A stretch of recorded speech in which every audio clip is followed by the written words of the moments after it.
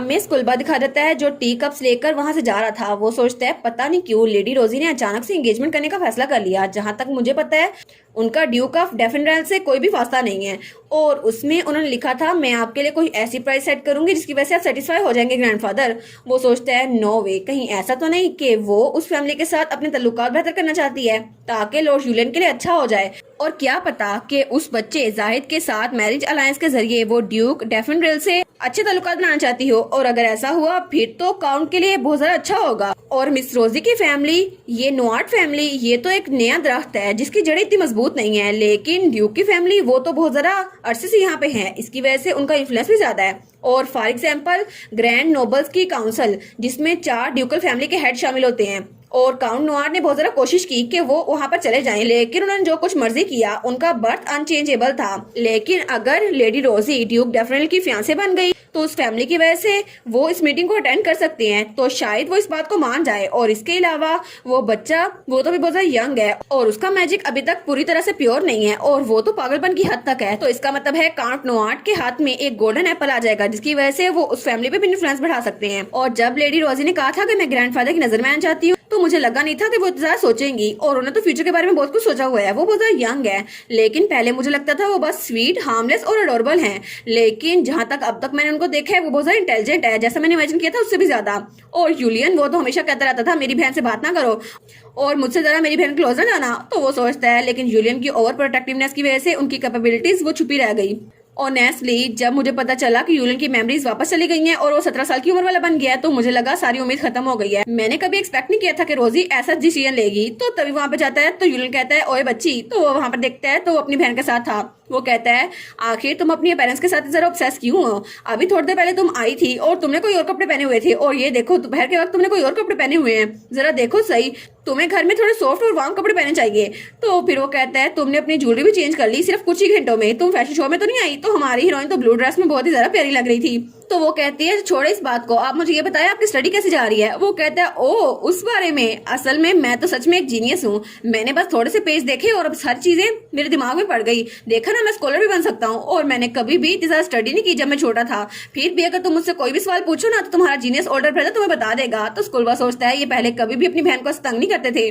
तो फिर वो कहता है और इसके अलावा मेरे डॉक्टर ने कहा कि मेरी स्पीड ऑफ रिकवरी वो तो ऑफ चार्ट है। वो कहती है सच में? वो कहता है हाँ हाँ ऑफ कोर्स, मैं आज के दिन व्हील चेयर पे भी बैठ सकता हूँ, और उन्होंने कहा मेरी हीलिंग बहुत ज्यादा फास्ट है, और इसकी वजह से वो मुझे टेस्ट सब्जेक्ट के तौर पर यूज करना चाहते हैं। अपेरेंटली किसी भी नाइट के तौर पर मेरी होली पावर यूज कर सकते हैं, लेकिन मैं तो बहुत ज्यादा अमेजिंग हूँ। वो कहती है वाओ। तो वो कहती है अच्छा तो ये था आपका बचपन का ख्वाब जिसकी वजह से आप मैजिक टावर के टेस्ट सब्जेक्ट बनना चाहते थे? अगर ऐसा ही है तो मैं आपको चीयर करूंगी, चाहे ये वो हिलेरियस भी क्यों ना हो। वो कहता है अच्छा ठीक है चलो करती रहो, मुझे क्या। वो कहता है सब लोग को लगता था कि मैं एक नाइट बनना चाहता हूँ, तुम्हें भी ऐसा नहीं लगता?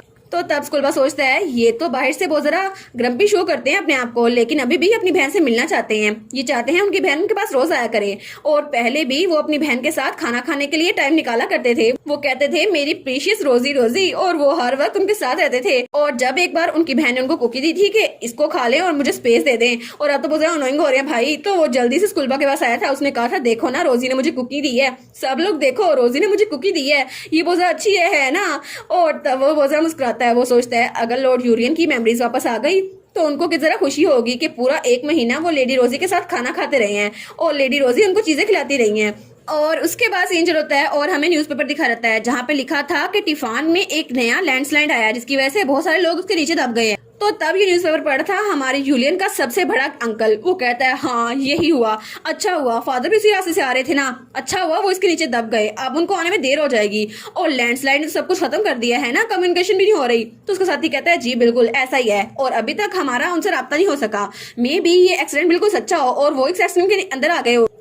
तो वो कहता है अच्छा फिर तो ये अच्छा ही रहेगा क्योंकि मेरे फादर इतनी जल्दी मरने नहीं वाले, चाहे कुछ भी हो जाए वो अब देर से घर पहुंचेंगे है ना। तो अगर ऐसा हुआ फिर तो कोई तरीका नहीं है कि वो किसी भी तौर पर काउंसिल मीटिंग में आ सके, तो इसकी वजह से मैं उन दोनों बहन भाइयों की जान निचोड़ लूंगा क्योंकि इस बार तो वो दोनों अकेले होंगे, और चाहे कुछ भी हो जाए फादर के आने से पहले मुझे उन दोनों से छुटकारा हासिल करना होगा। और वो तो बहुत ज्यादा डरावना लग रहा था। और उसके बाद सीन चेंज होता है और हमें स्कूलबा दिखा रहता है जिसके पास हमारी रोजी की मेड आती है। तो वो सोचता है दोपहर में लेट रोजी रोजी ने कहा था स्कूलबा रात को हेडी तुम्हारे पास आएगी तो मेरे कमरे में आना, लेकिन इस बात का ध्यान रखना कोई नोटिस ना कर पाए। तो वो सोचता है पता नहीं लेडी रोजी इस पर क्या प्लान कर रही है।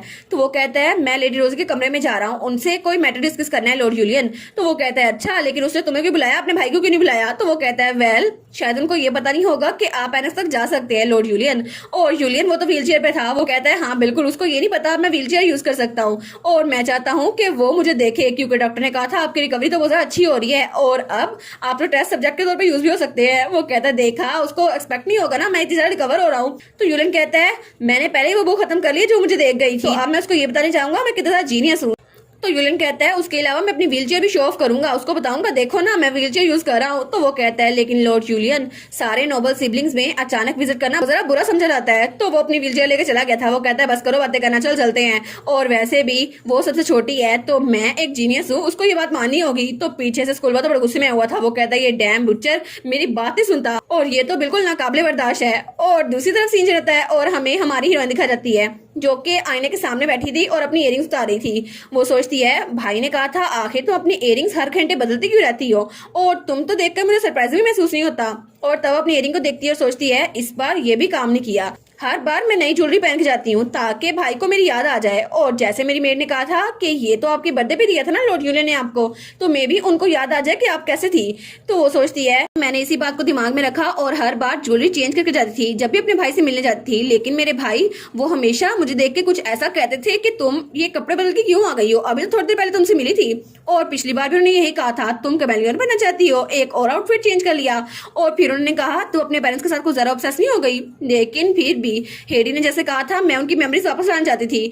ये थोड़ी सी उम्मीद है लेकिन फिर भी मैं चाहती हूँ उनकी मेमोरीज वापस आ जाए। और वो तो बहुत ज्यादा उदास हो गई थी। वो सोचती है कि ऐसा हो नहीं सकता। और तब उसे याद आता है जब वो यूलियन के साथ गार्डन में आई थी और यूलियन ने कहा था हम दोनों अपने पेरेंट्स के मामले में बिल्कुल भी लकी नहीं है और अब हम दोनों सिर्फ एक दूसरे के पास हैं, हम दोनों एक दूसरे के लिए बने हैं क्योंकि सिर्फ हम दोनों बहन भाई बचे हुए हैं और हमारी फैमिली सिर्फ हम दोनों ही हैं। तो हमें एक दूसरे को प्रोटेक्ट करना होगा और एक दूसरे को चेरिश करेंगे क्योंकि एक दूसरे के लिए हम पूरी दुनिया में इकलौते रिश्तेदार बचे हैं जो एक दूसरे के साथ सिंसियर है। तो हमारी कहती है लेकिन भाई आपको मेरी प्रोटेक्शन की क्या जरूरत, आप तो मुझसे 12 साल बड़े हैं ना। वो कहता है हाँ लेकिन जब मैं बड़ा हो जाऊंगा ना, जब मैं बूढ़ा हो जाऊंगा तो तुम मेरी व्हीलचेयर को धकेला करना, ठीक है, जब मैं रिटायर हो जाऊंगा। वो कहती है लेकिन भाई आप ऐसी बातें क्यों कर रहे हैं, आप इतनी जल्दी बूढ़े तो नहीं होने वाले। तो वो एक फ्लावर निकाल कर उसको देता है। वो कहता है मुझे लगता है ये जल्दी होने वाला है, एक्चुअली ये इतना बुरा भी नहीं होगा क्योंकि अगर मैं रिटायर हो गया तो मेरे पास तुम्हारे साथ गुजारने के लिए बहुत सारा टाइम होगा और फिर तो मैं तुम्हारे साथ खाना भी खाया करूंगा दिन में 2 बार। और वो फ्लावर उसके बालों में लगाता है। तो हमारी सोचती है मेरे भाई तो हमेशा बिजी होते थे। और तभी स्कूल बात कहता है लॉर्ड यूलियन जाने का टाइम हो गया है। तो वो कहता है ओ नो जाने का टाइम हो भी गया है। तो स्कूल बा कहता है जल्दी करे आपका शेड्यूल बहुत जरा पैक है। तो वो कहता है सॉरी मैं थोड़ी देर के लिए रुका था, मैं तुम्हें डिनर पे मिलता हूँ ना।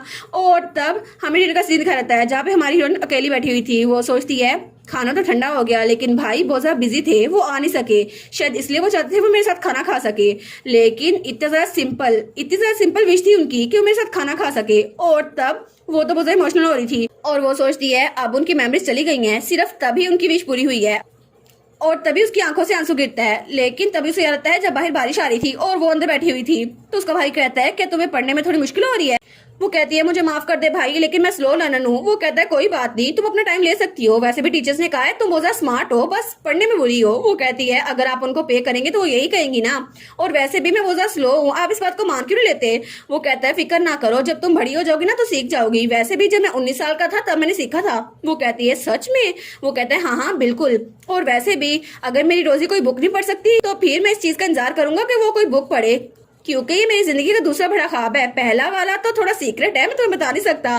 तो तब वो कहता है इसलिए थोड़ा प्रेशर फील ना करना, मैं तुम्हारे साथ हूँ चाहे कुछ भी हो जाए, रोजी तो रोजी रहेगी। वो कहती है अगर मैं 70 साल की हो गई फिर भी पढ़ ना पाई तब भी।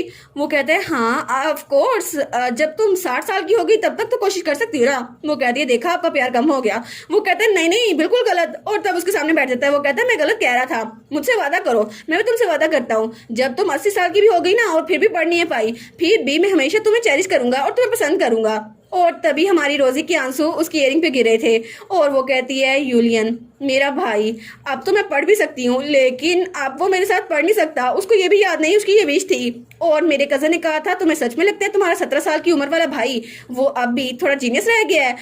वो कहती है नहीं ये बिल्कुल गलत है यूलियन, वो मुझसे प्यार करेगा है ना, वो मुझसे जरूर प्यार करेगा, वो मेरा भाई है और चाहे कुछ भी हो जाए आखिर में वो मुझसे दोबारा प्यार जरूर करेगा। मेरा भाई मुझसे बहुत ज्यादा प्यार करता था और उसने कसम खाई थी कि वो हमेशा मेरे साथ रहेगा और आखिर में चाहे उसकी आंखें बदल क्यों ना जाएं लेकिन वो मेरे साथ रहेगा। और तब वो रोते हुए अपना दराज खोलती है तो वहां पर जब वो देखती है तो वो कहती है ओह, तो यहाँ पर ये सारा कुछ इतना ज्यादा पड़ा है और वहां पे वो सारी इयरिंग्स और सारी ज्वेलरी थी जो उसके भाई ने उसको ला कर दी थी। तो वो कहती है ये तो बहुत ही ज्यादा है और तब वो फ्रेम निकालती है और कहती है अब आखिर मुझे कल के लिए क्या पिक करना चाहिए, क्योंकि मुझे बहुत ज्यादा खुशी है कि वो बच गया। और तब वो नीचे बैठ जाती है।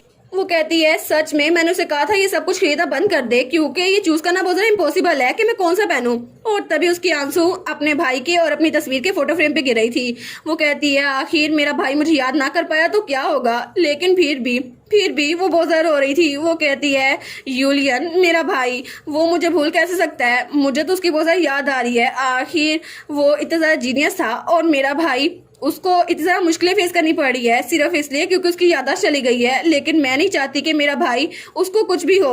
और तभी दरवाजा खुलता है और कोई बाहर से हमारी रोजी को रोते हुए देख रहा था। तो वो तो बहुत ज्यादा रो रही थी। वो रोते हुए कहती है यूलियन, और दरवाजे के बाहर यूलियन अपनी व्हीलचेयर पे बैठा हुआ था और वो उसको रोता हुआ देख रहा था और वो उसको चुप भी नहीं करवा पा रहा था क्योंकि उसको सच में याद नहीं था कि उसकी कोई बहन भी थी, लेकिन इस वक्त उसके पास कोई अल्फाज नहीं थे कि अपनी बहन को तसल्ली दे पाए। और इसी के साथ ये वाला पार्ट यहीं पर ख़त्म। तो आप लोग बताइएगा आप लोग को ये पार्ट कैसा लगा और वीडियो को लाइक और चैनल को सब्सक्राइब लाजमी कीजिएगा। बाकी वीडियोस का लिंक भी स्क्रीन पर नज़र आ रहा होगा तो काइंडली उनको भी चेकआउट कर ले। और thank you so much for watching my videos. Stay safe, bye bye.